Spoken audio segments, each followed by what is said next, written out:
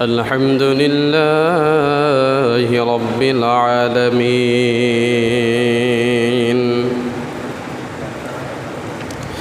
والعاقبة للمتقين والصلاة والسلام على رسوله الكريم وعلى آله وأزواجه وأهل بيته وأمهاته وعلماء أهل سنته والناس أجمعين.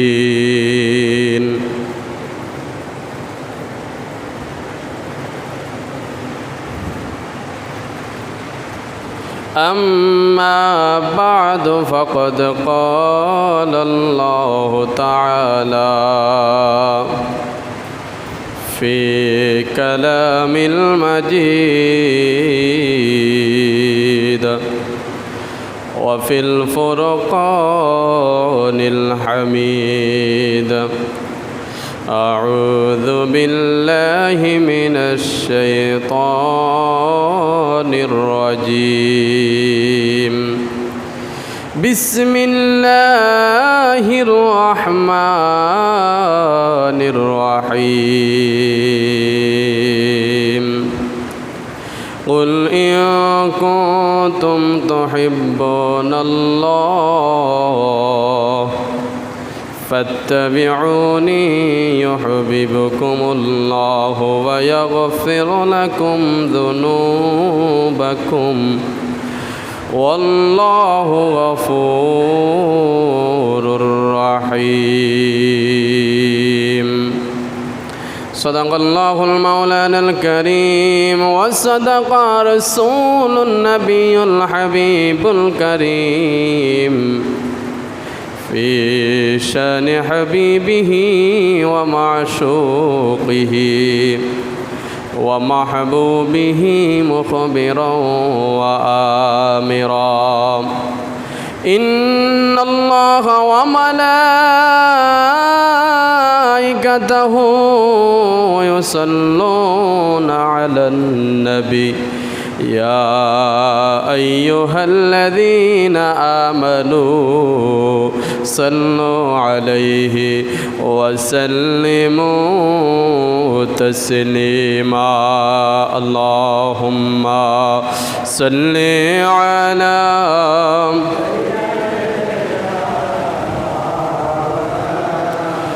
محمد وعلى آله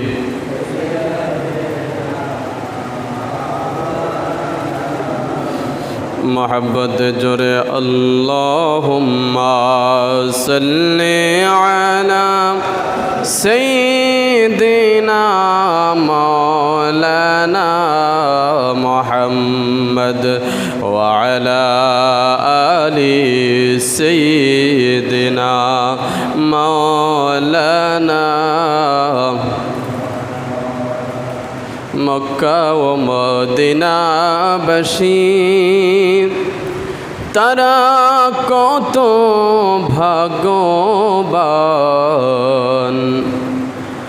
দয়াল নবীর রূপ দেখিয়া কাফের হলো মুসলমান। আল্লাহুম্মা সাল্লি আলা مولانا محمد وعلى آله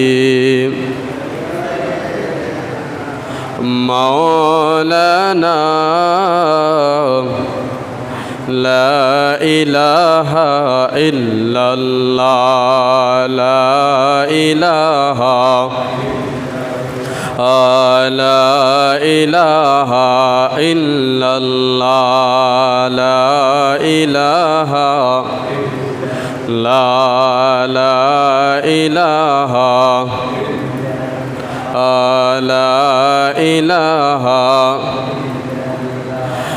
আমার মতো অপরাধী মিজানেতে তোলা যদি আমার মতো অপরাধী মিজানেতে তোলা যদি দয়াল নবী ছাড়া নাই রে গতি দয়াল নবী ছাড়া নাই রে গতি রহম করম মাবুদ মৌলা লা ইলাহা ইল্লাল্লাহ লা ইলাহা লা ইলাহা লা ইলাহা ইল্লাল্লাহু মুহাম্মাদুর রাসূলুল্লাহ সাল্লাল্লাহু আলাইহি ওয়াসাল্লাম। মদিনা যাইতে পারলাম না মদিনা দেখতে পারলাম না মদিনা যাইতে পারলাম না মদিনা দেখতে পারলাম না আমি অসহায় তাই এত দূরে রই অসহায় তাই এত দূরে রই শুধু সালাম জানাই মদিনা যাইতে পারলাম না মদিনা দেখতে পারলাম না মদিনা যাইতে পারলাম না মদিনা দেখতে পারলাম না মদিনা নাম কত সুন্দর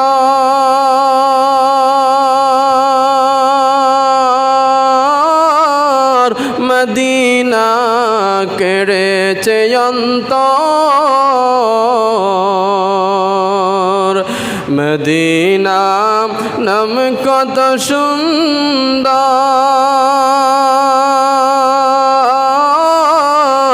মদিনা কেড়েছে অন্তর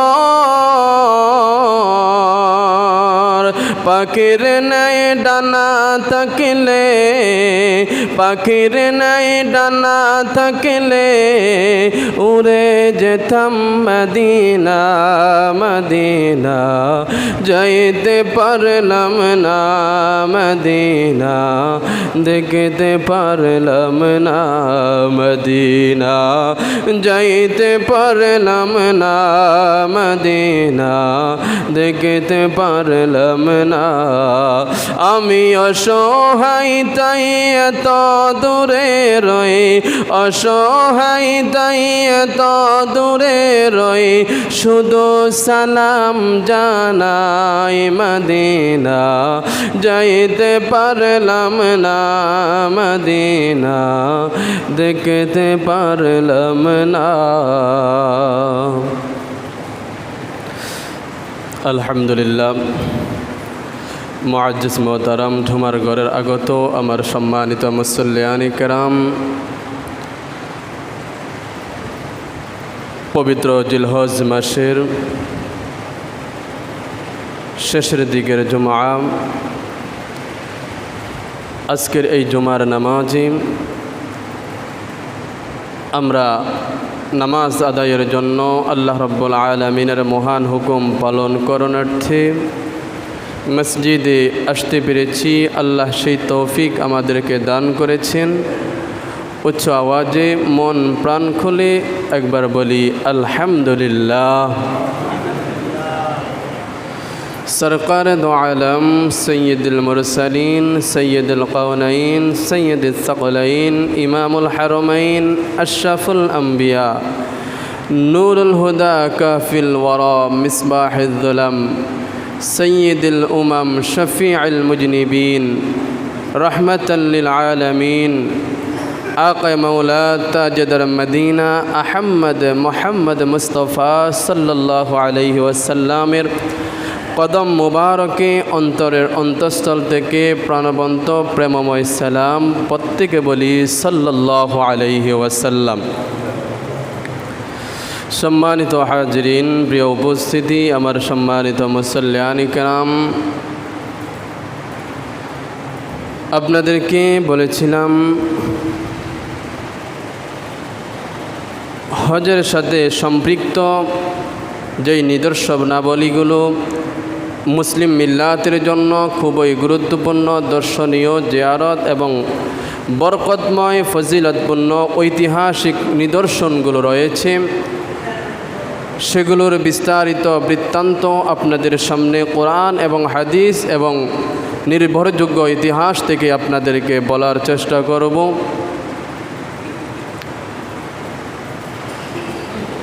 কাবা এবং হাজরে আসওয়াদ এর সম্পর্কে আপনাদেরকে আমি নগণ্য যতটুকু পেরেছি শোনানোর চেষ্টা করেছি।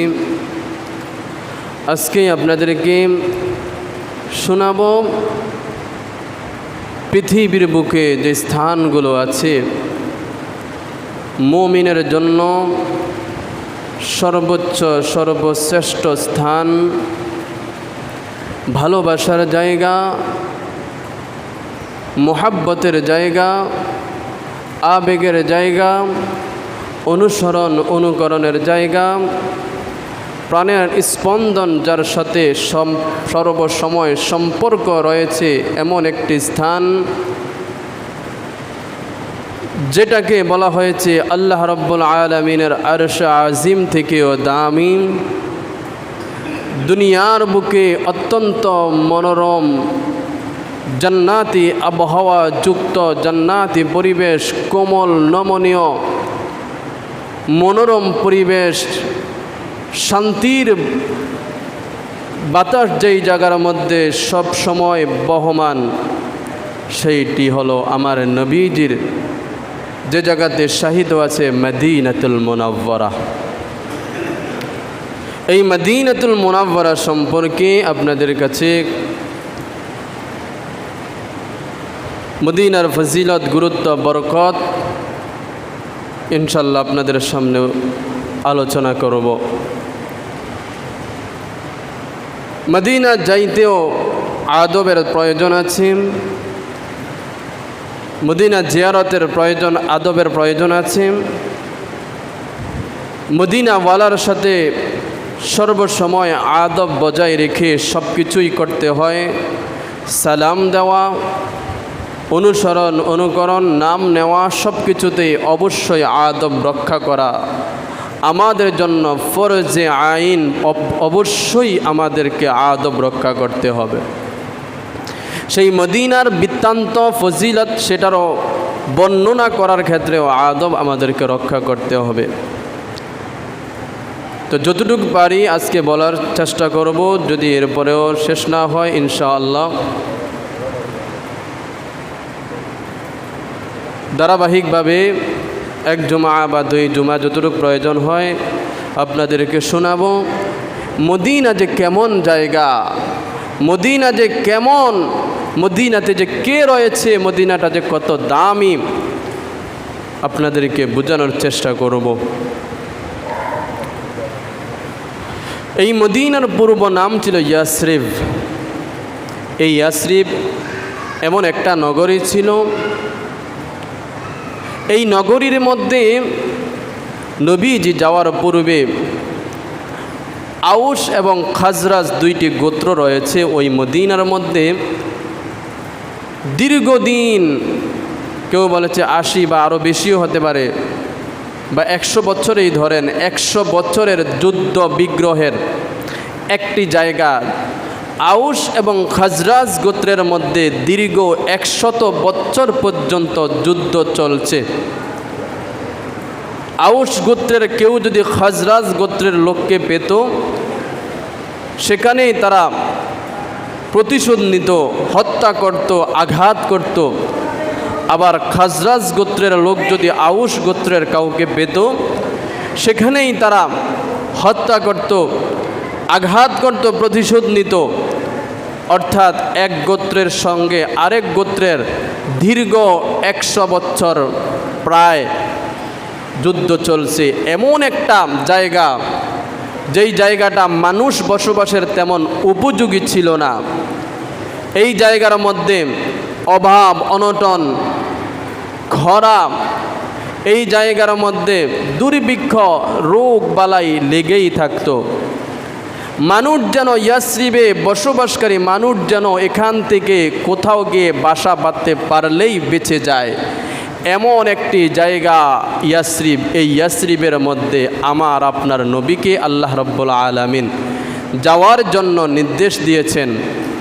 এমন একটি জায়গা মানুষের বসবাসের অনুপযোগী প্রায়, এই জায়গাটিকে আল্লাহ রাব্বুল আলামিন নবীজির কদমের কারণে, নবীজির অবস্থানের কারণে, নবীজির বসবাসের উপযোগী করে তোলার জন্য আল্লাহ এই নগরীটাকে এমনভাবে তৈরি করেছেন, এমন আবহাওয়া, এমন ব্যবস্থা করে দিয়েছেন, পৃথিবীর বুকে এমন সুশীতল, এমন মনোরম, এমন সাবলীল, এমন একটা আবহাওয়ার পরিবেশ আর কোথায় পাওয়া যাবে?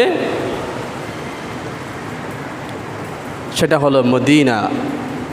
এই মদিনা সম্পর্কে আপনাদেরকে হাদিসের মধ্যে রসুল বলেছেন, তো শোনাবো ইনশাআল্লাহ। আল্লাহ রাব্বুল আলামিন কোরআনের মধ্যে বলেন, বিসমিল্লাহির রহমানির রহিম, কুল ইন কুনতুম তুহিব্বুনাল্লাহ ফাত্তাবিউনি ইউহিব্বুকুমুল্লাহ ওয়া ইয়াগফির লাকুম যুনুবাকুম ওয়াল্লাহু গফুরুর রহিম। আল্লাহ রাব্বুল আলামিন বলেন, হাবিব আপনি বলে দেন, ইন কুনতুম তুহিব্বুনাল্লাহ, তোমরা যদি আল্লাহ রাব্বুল আলামিনকে ভালোবাসতে চাও, আল্লাহ রাব্বুল আলামিনকে যদি মুহাব্বত করতে চাও, ফাত্তাবিউনি ইউহিব্বুকুমুল্লাহ, তোমরা আমার অনুসরণ করো, আমার অনুকরণ করো, আমাকে ভালোবাসো, আমাকে মুহাব্বত করো, আমার অনুসরণ, আমার পথ, আমার দেখানো পথগুলো তোমরা অনুসরণ করো। ইউহিব্বুকুমুল্লাহ, তাহলেই মহান আল্লাহ রাব্বুল আলামিনকে তোমাদের পক্ষ থেকে ভালোবাসা হয়ে যাবে। ওয়া ইয়াগফির লাকুম যুনুবাকুম, আল্লাহ রাব্বুল আলামিন তোমাদেরকে ক্ষমা করে দিবে, যুনুবাকুম তোমাদের অন্যায় গুনাহসমূহ। আল্লাহু গফুরুর রহিম, নিশ্চয় আল্লাহ রাব্বুল আলামিন হলো অত্যন্ত ক্ষমাশীল এবং দয়াময়। সুবহানাল্লাহ। আল্লাহ রাব্বুল আলামিন বলেন, হাবিব আপনি আপনার উম্মতদেরকে জানায়া দেন, তারা যদি আমি আল্লাহকে ভালোবাসতে চায়, আমি আল্লাহকে মুহাব্বত করতে চাই, এই উম্মতগুলো যেন আপনাকে মুহাব্বত করে, এই উম্মতগুলো যেন আপনাকে অনুসরণ করে, আপনাকে অনুকরণ করে, আপনার দেখানো পথ মত অনুসারে তাদের আমলে জিন্দেগি কায়েম করে, তাহলে আল্লাহ রাব্বুল আলামিন বলে ইউহিব্বুকুমুল্লাহ, নবীজিকে ভালোবাসার মাধ্যমে আল্লাহকে ভালোবাসা হয়। জোরে বলেন সুবহানাল্লাহ। নবী মদিনা সম্পর্কে কি বলেছেন? ক্বালা নবী সাল্লাল্লাহু আলাইহি ওয়াসাল্লাম, ইন্না ইব্রাহিম হাররামা মাক্কাতান ওয়া ইন্নী হাররামতুল মদিনা। নবী সাল্লাল্লাহু আলাইহি ওয়াসাল্লাম বলেন, ইন্না ইব্রাহিম হাররামা মাক্কাতা, ইব্রাহিম আলাইহিস সালাতু ওয়াস সালাম মক্কা নগরীকে হারাম বলে ঘোষণা দিয়েছেন, মক্কা নগরীকে হারাম করেছেন, পবিত্র করেছেন, পবিত্র বলে ঘোষণা করে দিয়েছেন। ওয়া ইন্নী হাররামতুল মদিনা, আল্লাহর নবী সাল্লাল্লাহু আলাইহি ওয়াসাল্লাম বলে, এই মদিনা শরীফকে আমি নবী হারাম পবিত্র বলে ঘোষণা দিলাম। জোরে বলেন সুবহানাল্লাহ। আল্লাহর নবী ইব্রাহিম খলিলুল্লাহ মক্কা নগরীকে হারাম অর্থাৎ পবিত্র বলে ঘোষণা দিয়েছে, আর আমার নবী আপনার নবী মদিনাতুল মুনাওয়ারাকে পবিত্র নগরী হারাম বলে ঘোষণা দিয়েছেন। জোরে বলেন সুবহানাল্লাহ।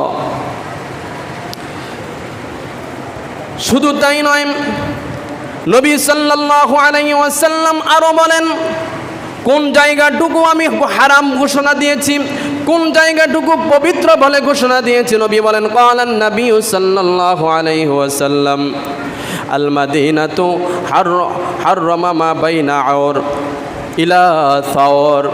আল্লাহর নবী সাল্লাল্লাহু আলাইহি ওয়াসাল্লাম বলে আমি মদিনাতুল মুনাওয়ারার আওর এবং সাওর এই দুইটা জায়গার মধ্যবর্তী জায়গাকে আমি হারাম বলে ঘোষণা দিয়েছি। মিন আহাদাথা ফিহা, যেই ব্যক্তি ওই জায়গার মধ্যে কোনো অশালীন অন্যায় কোনো কাজ করবে, আও আওয়া মুহদাসান ফালাইহি লানাতুল্লাহ। আল্লাহর নবী মদিনাতুল মুনাওয়ারাকে হারাম পবিত্র স্থান বলে ঘোষণা দিয়েছে। এরপরে বলেছেন কোনো মানুষ যদি ওই জায়গার মধ্যে অন্যায় করে, অশ্লীল কাজ করে, এরপরে বলেছেন আও আওয়া মুহদিসান ফালাইহি, ওই জায়গার মধ্যে কেউ যদি অন্যায়কারীকে প্রশ্রয় দেয়, অন্যায়কারীকে অন্যায় করার জন্য সহযোগিতাও করে, নবী বলেন লানাতুল্লাহ, ওই মানুষটার উপর আল্লাহর লানত। জোরে বলেন নাউজুবিল্লাহ। মক্কা নগরী যেমনি ভাবে ইব্রাহিম আলাইহিস সালাম হারাম বলে ঘোষণা দিয়েছে, নবী আমার মদিনাকে এমনি ভাবে পবিত্র বলে ঘোষণা দিয়েছে। এই পবিত্রতা রক্ষার্থে আল্লাহর নবী সাল্লাল্লাহু আলাইহি ওয়াসাল্লাম বলে পবিত্রতা ক্ষুণ্ণ করার জন্য কেউ যদি এই জায়গার মধ্যে অশালীন কোনো কাজ করার চেষ্টা করে, এমনকি কেউ যদি অশালীন কাজ করার জন্য সহযোগিতাও করে, আল্লাহর নবী বদদুয়া করেছেন লানাতুল্লাহ, ওই মানুষের উপরে আল্লাহর লানত। শুধু তাই নয়, ওই মানুষগুলোর উপরে ওয়াল মালাইকাতু, ফেরেশতারাও লানত দেয়, ওয়াল মালাইকাতু ওয়ান নাসি আজমাইন। এই পৃথিবীর মধ্যে যতগুলো ইমানদার বান্দা বান্দি আছে প্রত্যেকের পক্ষ থেকে ওই ব্যক্তির উপরে লানত। আল্লাহর নবী এর পরে বলেন লা ইয়াকবালুল্লাহু মিনহু সারফান ওয়ালা আদলান। এই মানুষটা এতটা জঘন্য হয়ে যায়, এই মানুষটার পক্ষ থেকে আল্লাহ রব্বুল আলামিন কোন ফরজ এমনকি কোন নফল ইবাদত কবুল করে না। জোরে জোরে বলেন না নাউজুবিল্লাহ। আল্লাহর নবী মক্কা মদিনাকে হারাম বলে ঘোষণা দিয়েছেন, পবিত্র বলে ঘোষণা দিয়েছেন। আরেকটা হাদিসের মধ্যে নবী বললেন এটা মদিনা, এটা আমার ভূমি, এই ভূমির মধ্যে আমি শাহিদ আছি, এইটা হলো হারাম, এইটা হলো পবিত্র, এই জায়গার মধ্যে তোমরা কেউ শিকার করতে পারবা না। নবী বলেছেন তোমরা যদি দেখো কোনো মানুষ শিকার করার জন্য অস্ত্র নিয়ে সরঞ্জাম নিয়ে ঘুরতেছে শিকার করার জন্য, তোমরা জোর জবরদস্তি করে হলেও তার কাছ থেকে অস্ত্রটা রেখে দিবা, তার কাছ থেকে শিকার যন্ত্রটা রেখে দিবা। অর্থাৎ ওই জায়গাটা এমন একটা জায়গা, ওই জায়গার মধ্যে শিকার করা পর্যন্ত বৈধ না, ওই জায়গার মধ্যে গাছ কাটা পর্যন্ত বৈধ না, ওই জায়গার মধ্যে গাছের ডালপালা কাটা পর্যন্ত বৈধ না, কোন প্রাণীকে হত্যা করা ওই জায়গার মধ্যে বৈধ না। আল্লাহর নবী সাল্লাল্লাহু আলাইহি ওয়াসাল্লাম মদিনাকে শুধু হারাম করেন নাই, এই মদিনাকে আমার নবী নিরাপদ নগরী হিসাবে আল্লাহর কাছ থেকে নিয়েছেন। জোরে বলেন সুবহানাল্লাহ। এরপরে আল্লাহর নবী সাল্লাল্লাহু আলাইহি ওয়াসাল্লাম 3 নম্বরে আরেকটি বলি, নবী সাল্লাল্লাহু আলাইহি ওয়াসাল্লাম মদিনার জন্য দোয়া করেছেন। একটু অন্তরের কান লাগায় শুনেন, মদিনার জন্য কেন মানুষ অন্তর দিয়ে কান্না করে, মদিনার কথা শুনলে কেন মানুষ অশ্রুসিক্ত নয়ন হয়ে যায়। এইবার হজের সময় একটি ঘটনা, এইবার হজের সময়ের একটি ঘটনা, নাইজেরিয়ান একটা কালো যুবক, চেহারাটা তেমন ভালো না। আপনারা জানেন হজ চলাকালীন এবং হজের অন্য সময় মক্কার এরিয়ার প্রত্যেকটা জায়গা সিসি ক্যামেরা এবং বিভিন্ন ক্যামেরা দ্বারা সর্বক্ষণ মনিটরিং করা হয়। ওই লোকটা, ওই যুবকটা মদিনাতুল মুনাওয়ারা নবীর রওজার কাছে যাওয়ার পর মদিনার রওজা, নবীর রওজার দিকে তাকাইয়া দীর্ঘ সময় ধরে তাকিয়ে আছে। আর যেন কি যেন ভাবতেছে, কি যেন ভাবতেছে, দুই চোখ বেয়ে তার পানি পড়তেছে, কি যেন ভাবতেছে। ওরে মুসলমান, ওই জায়গার মধ্যে আর দুনিয়াবি হিসাব করার তো কোনো জায়গা না, ওই জায়গার মধ্যে দাঁড়াইয়া সম্পদের হিসাব করার কোনো জায়গা না। ওই জায়গার মধ্যে দাঁড়াইয়া কি ভাবতেছে একমাত্র সেই জানে, একমাত্র সেই জানে। যেই লোকটা মদিনাতুল মুনাওয়ারা দীর্ঘদিন নবীর আশায় থাইকা মদিনাতুল মুনাওয়ারা নবীর রওজার সামনে যায়, আমার তো মনে হয় ওই মানুষটার অন্তরের মধ্যে একটা কাফনি চাকুনি শুরু হয়। একজনে উদাহরণ দিয়ে বলেছে, ওরে মুসলমান, মদিনা থেকে যখন ইমানদার বান্দা বান্দিরা দেশের উদ্দেশ্যে আবার মদিনা ত্যাগ করে, তাদের অন্তরের মধ্যে কেমন অবস্থা হয় জানো? একটা জীবন্ত বকরি যদি জবাই করে, ওই বকরির গায়ে থেকে যদি চামড়াটা চিলা হয়, বকরিটার যত কষ্ট হয়, তার অন্তরের মধ্যে এমনভাবে গোপনভাবে রক্তক্ষরণ হয়। আশেক মদিনার রওজা ছেড়ে ফিরে আসতে চায় না। দীর্ঘদিন মানুষ, প্রত্যেকটা মুসলমান নরনারীর অন্তরের মধ্যে এই চাওয়া থাকে, এই আশা আকাঙ্ক্ষা থাকে, কবে আমি মদিনার মধ্যে যাব, কবে আমি হজ করতে যাব। নবীজির বাণী শুনি, নবীজির জীবনী শুনি, এই নবী নাকি আমাকে শাফাআত করে জান্নাতের মধ্যে নিবে, এই নবী নাকি আমার জন্য উহুদের ময়দানে দান মোবারক শহীদ করেছে, এই নবী আমার জন্য নাকি তায়েফের ময়দানে বারবার মার খাওয়ার পরেও আমাকে জান্নাতে নেওয়ার জন্য বারবার চেষ্টা করেছে। যেই নবী দোয়া করলে উহুদ পাহাড় শূন্য হয়ে যেত, ওই নবী আমাকে শিক্ষা দেওয়ার জন্য অর্থ অভাবে দিনাতিপাত করেছে, এমন নবী নাকি এই জায়গার মধ্যে শুয়ে আছে। কোন মানুষ যদি মদিনার রওজার কাছে যায়, মদিনার রওজার দিকে যদি কেউ তাকায়, প্রত্যেকটা মানুষের অন্তরের মধ্যে রক্তক্ষরণ শুরু হয়।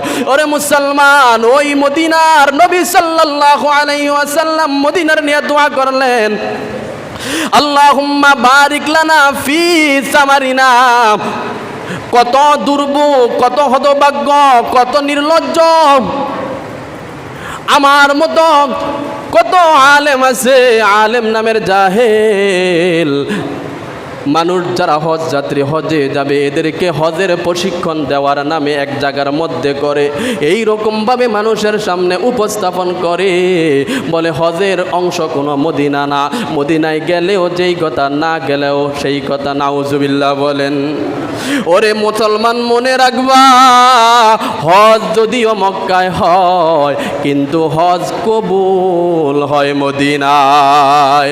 আল্লাহর নবী সাল্লাল্লাহু আলাইহি ওয়াসাল্লাম হাদিস শরীফের মধ্যে বলেছে, কোন মুসলমান যদি মক্কা নগরীর মধ্যে আইসা হজ করে গন্তব্যে চলে গেল, আমি নবীর সঙ্গে জায়গার জিয়ারত করলো না, ওই লোকটা যেন আমার উপর জুলুম করলো। জোরে জোরে বলেন না নাউজুবিল্লাহ।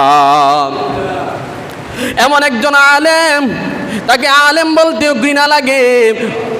কেমন বিদ্বেষ অন্তরের মধ্যে থাকলে হাজিদেরকে শিক্ষা দিচ্ছে যে বাংলাদেশের কিছু হাজি আছে, এরা নাকি মক্কা নগরের মধ্যে হজ করতে গেলে আজাগা কুজাগার মধ্যে দাঁড়ায়া দোয়া করে। এখন তারা পরবর্তী তার বক্তব্যে এই আজাগা কুজাগা বলতে এটাই বুঝিয়েছে, বলতেছে মদিনার মতো আজাগা কুজাগার মধ্যেও দাঁড়ায়া মানুষ দোয়া করতে ব্যস্ত হয়ে যায়। নাউজুবিল্লাহ। কেমন বিদ্বেষ থাকলে একজন আলেমের মুখে এমন কথা হয় যে মদিনা নাকি আ জায়গা কু জায়গা, এই জায়গার মধ্যে মুসলমান গিয়া দোয়া করে, এটা দোয়ার জায়গা নয়। অথচ আল্লাহ রাব্বুল আলামিন 1450 বছর আগে নবী সাল্লাল্লাহু আলাইহি ওয়াসাল্লামের উপর আয়াত নাজিল করেছেন, ওয়ালাউ আন্নাহুম ইয যালামু আনফুসাহুম জাউকা ফাস্তাগফিরুল্লাহ ওয়াস্তাগফিরুল্লাহুমুর রাসূল লাওয়াজাদুল্লাহা তাওয়াবার রহিমা।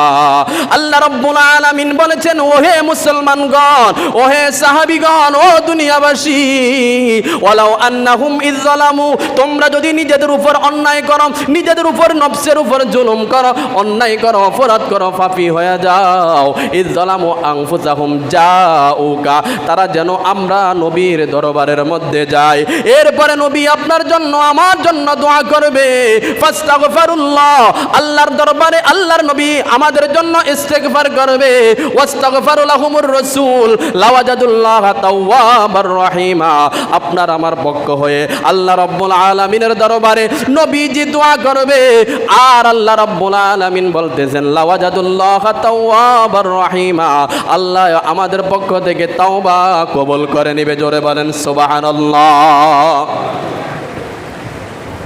এই আয়াতটা নাজিল হওয়ার পর নবীর দরবারে নবীর ইন্তিকালের পরে এই কোরআনটা যখন সারা দেশের মধ্যে ছড়ায়, একদিন একজন গ্রাম্য লোক এই আয়াতটা পড়ল, হায়রে আল্লাহ রাব্বুল আলামিন তো বলেছে যে যদি আমরা অন্যায় করি, অপরাধ করি, অপরাধ করার পর আমরা যদি নবীর দরবারে গিয়া আল্লাহ রাব্বুল আলামিনের দরবারে তওবা করি, আল্লাহ রাব্বুল আলামিন মাফ করে দিবে। এটা তো অনেক বড় সুযোগ। এই চিন্তা করে ওই গ্রাম্য লোকটা নবীর রওজার মধ্যে আসলো।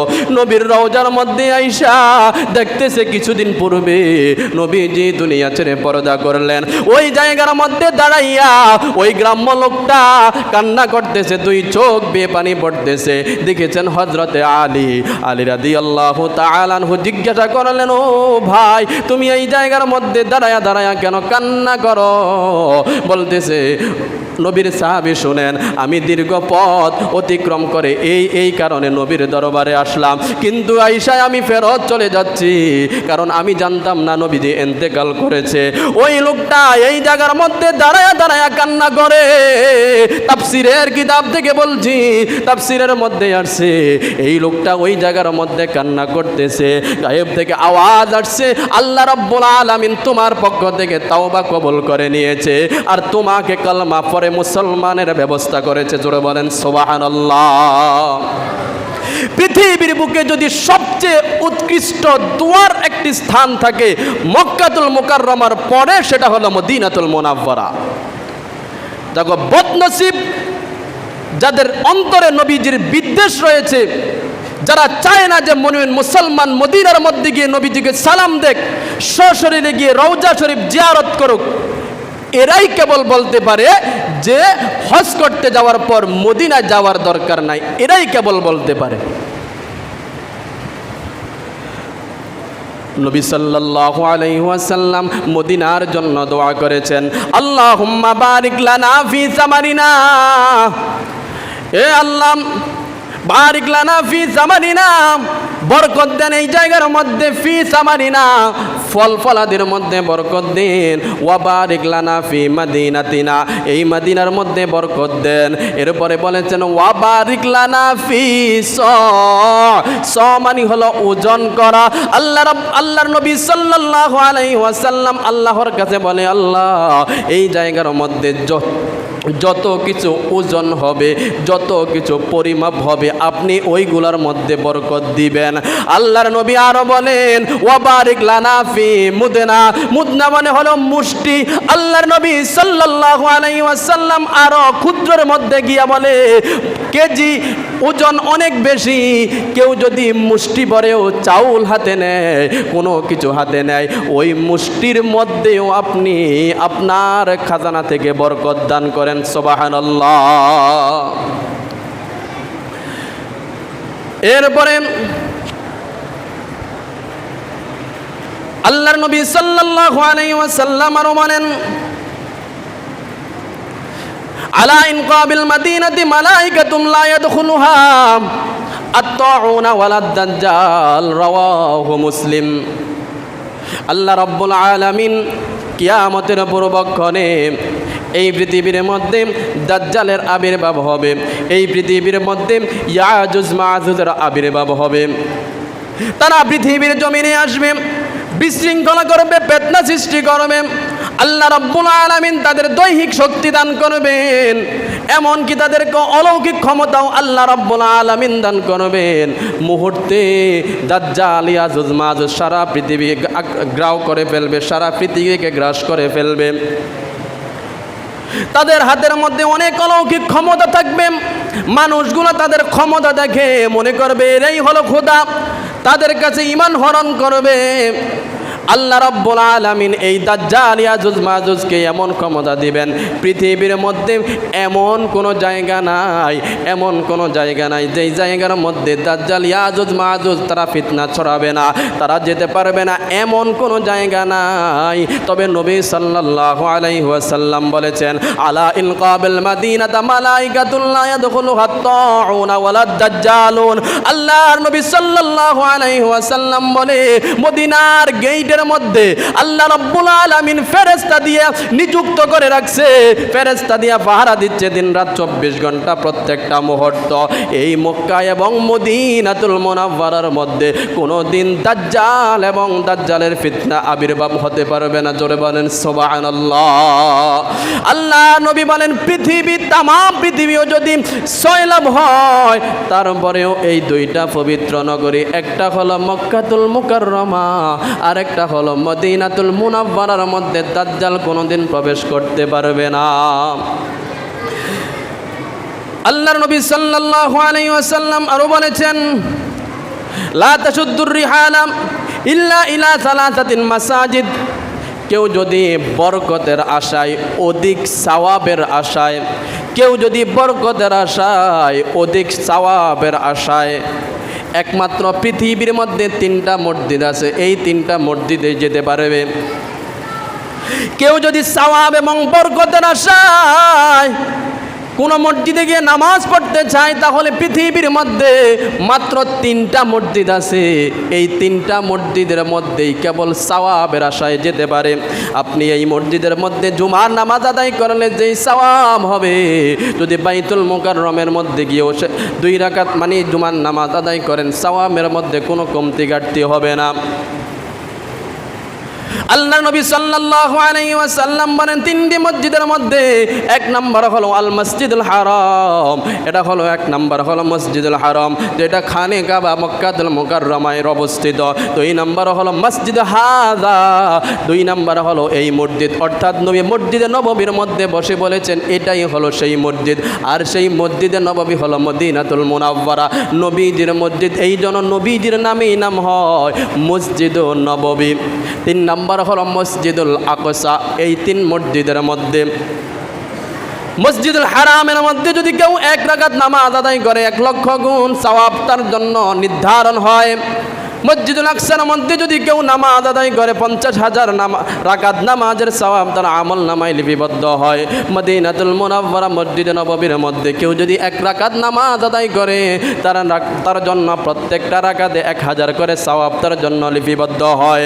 আল্লাহর নবী সাল্লাল্লাহু আলাইহি ওয়াসাল্লাম এর পরের হাদিসের মধ্যে এই কথাটা বলেছেন, সালাতান ফিল মসজিদে হাযা আফদালু মিন আলফি সালাতিন ফিমা সিওয়া ইল্লাল মসজিদুল হারাম। কেউ যদি এই মসজিদ অর্থাৎ মসজিদে নববীর মধ্যে আইসা নামাজ আদায় করে, অন্যান্য মসজিদের মধ্যে নামাজ আদায় করলে যেই সওয়াব হবে, মসজিদে নববীর মধ্যে নামাজ আদায় করলে তার থেকে 1000 গুণ বেশি সওয়াব। জোরে বলেন সুবহানাল্লাহ। আল্লাহর নবী সাল্লাল্লাহু আলাইহি ওয়াসাল্লাম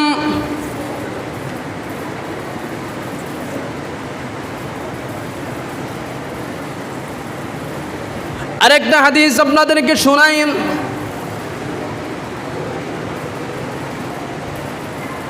যেই মানুষগুলো কয় মদিনাতুল মুনাওয়ারা যাওয়ার প্রয়োজন নাই, বিশেষ করে তারা যেন এইটা ভালো করে শুনে, মান গাদা ইলাল মসজিদি লা ইউরিদু ইল্লা আন ইয়াতাআল্লামা খায়রান আও ইউআল্লিমুহু কানা লাহু কাজরুন হাজ্জান তাম্মান হাজ্জাতুহু। আল্লাহর নবী সাল্লাল্লাহু আলাইহি ওয়াসাল্লাম বলেন, কেউ যদি মদিনাতুল মুনাওয়ারার মধ্যে কিছু শিখতে এবং কিছু শিখাতে ভালো উদ্দেশ্যে যায়, অন্য উদ্দেশ্য নয়, ইবাদত ভালো উদ্দেশ্যে কিছু শিখতে এবং কিছু শিখাতে, দুনিয়াদারি কোনো উদ্দেশ্য নয়, ভালো উদ্দেশ্যে দিনই কিছু শিখতে এবং শিখাতে অথবা ইবাদতে সময় কাটানোর জন্য নেক উদ্দেশ্যে কেউ যদি মদিনাতুল মুনাওয়ারার মধ্যে যায়, কাআজরুন হাজ্জুন, কাআজরুন মানে ওই রকম পুরস্কার তাকে দেওয়া হয়, হাজ্জুন হজের পুরস্কার, তাম্মান হাজ্জাতুহু একটা কবুল হজ তার আমল নামার মধ্যে দেওয়া হয়। জোরে বলেন সুবহানাল্লাহ। আল্লাহর নবী বলেন, কেউ যদি মদিনাতুল মুনাওয়ারায় কিছু শিখতে কিছু শিখাতে ভালো উদ্দেশ্য নিয়ে ইবাদতের উদ্দেশ্যে মদিনাতুল মুনাওয়ারায় যায়, আল্লাহ রাব্বুল আলামিন তাকে একটা কবুল হজের সওয়াব প্রতিদান হিসাবে দেয়। সুবহানাল্লাহ বলেন। আল্লাহর নবী সাল্লাল্লাহু আলাইহি ওয়াসাল্লাম আরও অনেকগুলো হাদিস মদিনা শরীফের জন্য বলেছেন। তাদের কথা হলো যে হজের মধ্যে তো মদিনার হজের মধ্যে এই কাজ মদিনার মধ্যে আছে এরকম তো কোনো বিধান নাই। মনে রাখবেন, কিছু বিধান আল্লাহ রাব্বুল আলামিনের কাছ থেকে আল্লাহ নির্ধারণ করে দেয় নাই, কিন্তু আল্লাহর কাছে পছন্দ হলে বিধান নাজিল করলে যেই সওয়াব দিত এই কাজটা আল্লাহ নির্ধারণ করে দেয় নাই, কিন্তু কেউ করেছে, আল্লাহর পছন্দ হয়েছে, এর কারণে আল্লাহ এর চেয়ে অকল্পিত এত বেশি প্রতিদান দান করে যার কোনো কল্পনা করা যায় না।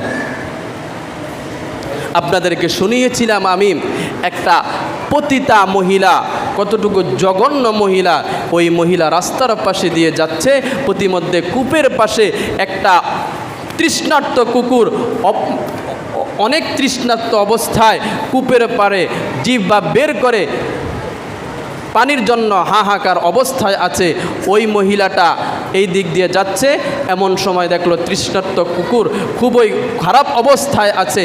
ওই মহিলাটা কোনো কিছু সাতপাস না ভেবে নিজের গায়ের ওড়নাটাকে খুলে কূপের মধ্যে ছেড়ে দিল এবং সেখান থেকে কূপ থেকে যেই উল্লার ভিজে পানি উঠল সেইটাকে চিপে কুকুরের মুখে দিল। আল্লাহর নবী সহিহুল বুখারীর মধ্যে হাদিসখানা আসছে, আল্লাহর নবী বলে আল্লাহ রাব্বুল আলামিন তার উপর খুশি হয়ে তার জন্য জান্নাত নসিব করে দিয়েছেন। এখন কথা হলো, আল্লাহ তো এরকম কোনো কথা বলে নাই, এরকম কোনো গ্যারান্টিও দেয় নাই কেউ কুকুরকে পানি পান করালে সে জান্নাতে চলে যাবে। সে পানি পান করিয়েছে, তার কাছে এরকম মনে হয়েছে এটা ভালো, সে খুব কষ্ট পাচ্ছে, সে মন থেকে তাকে পানি পান করিয়েছে, আল্লাহর কাছে এটা ভালো লেগে গেছে, আল্লাহ সরাসরি তাকে জান্নাতি বলে ঘোষণা দিয়েছেন। বনি ইসরাইলের আরেক লোক সারা জীবন পাপ কাজ করলো, চিন্তা করলো শেষ বয়সে কিছুদিন পরে তো ইন্তেকাল করব, সন্তানদেরকে ডেকে বলল আমি ইন্তেকাল করার পর আমার দেহটাকে তোমরা জ্বালিয়ে দিবা, কিছু নদীর মধ্যে ফেলে দিবা, কিছু বাতাসের মধ্যে ছেড়ে দিবা। তারা তাই করলো। ইন্তেকালের পর তার দেহটাকে পোড়ানো হলো, নদীর মধ্যে ছেড়ে দিল এবং কি বাতাসের মধ্যে ছেড়ে দিল, এক এক অংশ এক এক জায়গার মধ্যে চলে গেল। আল্লাহ রাব্বুল আলামিন ফেরেশতাকে হুকুম দিলেন এই সকল অংশগুলোকে এক জায়গার মধ্যে করো, সেও ফেরেশতারা এক জায়গার মধ্যে করলেন। এক জায়গার মধ্যে করার পর এইবার তার মধ্যে রুহু দিয়ে আল্লাহ জিজ্ঞেস করলেন, বান্দা এই যে এই ওসিয়তটা কেন করলা, এই ওসিয়তটা কেন করলা, তুমি ইন্তেকালের পর তোমার দেহটা যেন জ্বালায়া দেয়। ওই বান্দা আল্লাহর দরবারে বলছে যে আল্লাহ এই কথাটা বলছে তোমার ভয়ে, কারণ আমি অন্যায়কারী অপরাধকারী, আমি জানি আমার অপরাধের কারণে তুমি অনেক শাস্তি দিবা। আমি তো ভাবছি তুমি আমার এই যে টুকরা টুকরা গোশতগুলো বিভিন্ন জায়গার মধ্যে সয়লাভ ছড়িয়ে ছিটিয়ে দেওয়া হয়েছে, এগুলোকে আর একত্রিত করতে পারবা না, আমাকে শাস্তিও দিতে পারবা না, এই জন্য আমি এই কাজটা করতে বলেছি। আল্লাহ রাব্বুল আলামিন বলে, তুই যে আমাকে অন্তর থেকে এটা বিশ্বাস করছো যে আমি আল্লাহ তোমাকে শাস্তি দিব, আল্লাহকে ভয় করেছো, এই কারণে আমি তোমাকে মাফ করে দিয়েছি, অস্বীকার করার কোনো সুযোগ নাই। এটাও হাদিস। তো এইরকম কোনো নিয়ম আছে যে মানুষকে পোড়ায় ফেললে এরপরে তার জান্নাত হয়ে যাবে, এরকম কোনো বিধান আছে? কথা বলে না। বিধান নাম কখনো শুনছেন? আল্লাহ নবী তো কখনো কোনো দিন বলে নাই যে আমার রওজার সাথে, অর্থাৎ আমার কবরের সাথে যদি তোমাদের কারো কবরটা লাগানো থাকে, আমার রওজার পাশে তোমাদের কারো যদি কবর রওজা যদি লাগানো থাকে, তাহলে তোমরা বিনা হিসাবে জান্নাত, এই রকম কথা তো রসুল কোনোদিন বলেন নাই। তারপরেও আবু বকর সিদ্দিক রাদিয়াল্লাহু তাআলা আনহু ইন্তেকালের পূর্বে আয়েশা সিদ্দিকা রাদিয়াল্লাহু তাআলা আনহাকে বলেছেন যে আমি যখন ইন্তেকাল করব, ইন্তেকালের পর রসুলের রওজার সঙ্গে আমারকেও দাফন করবা। এটার নাম হলো মোহাব্বত। ওমর রাদিয়াল্লাহু তাআলা আনহু আয়েশা সিদ্দিকা রাদিয়াল্লাহু তাআলা আনহাকে বলেছেন যে আমি যদি ইন্তেকাল করি, আপনার অনুমতিক্রমে আমি অনুমতি চাই যে রসুলের রওজার পাশে যেন আমার রওজাটাও হয়। এটার মধ্যে রসুল সাল্লাল্লাহু আলাইহি সাল্লাম তো দুনিয়ার মধ্যে এর ফেসিলিটি বা এর ভালো যে অনেক কিছু হয়ে যাবে এরকম তো বর্ণনা করে নাই। তারপরেও এরকম শীর্ষস্থানীয় যাদের সাথে কারো তুলনা হয় না এমন সাহাবীরাও এটা কেন করলেন? সব কিছু দলিল আদিল্লা, সব কিছু বিধান দিয়ে হয় না, কিছু অন্তরের ভালোবাসা, নিঃস্বার্থ ভালোবাসা, যেটার প্রতি কোনো খাদ নাই, কোনো খুঁত নাই, এমন নিঃস্বার্থ ভালোবাসা আল্লাহ এবং রসুল পছন্দ করে। আল্লাহ রব্বুল আলামিন মদিনার প্রতি, রসুলের প্রতি অনুসরণ, অনুকরণ এবং আমাদের ভালোবাসাটা বৃদ্ধি করে দিক। আল্লাহ কবুল করে, জোরে বলেন আমিন।